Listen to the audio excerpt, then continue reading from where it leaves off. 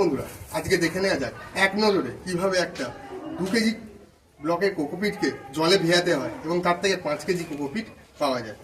তো বন্ধুরা প্রথমেই দেখছেন আমার হাতে একটা 2 কেজি ব্লকের কোকোপিট আছে। এবার বন্ধুরা আমি যে কাজটা করব, প্রথমে এটাকে কেটে নেব,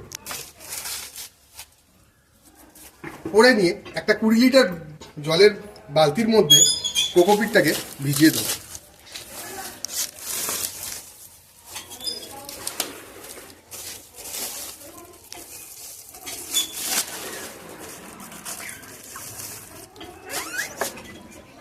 তো বন্ধুরা এই কোকোপিটটাকে 24 ঘন্টা এরকম 20 লিটার জলে বালতির মধ্যে রেখে দিলেই আমার কোকোপিটটা সম্পূর্ণ 5 কেজি একটা কোকোপিটে পরিণত হবে। এরপর এটাকে রোদে শুকিয়ে নিয়ে কিছুদিন রাখলেই আপনারা এরকম ঝুরঝুরে কোকোপিট পেয়ে যাবেন।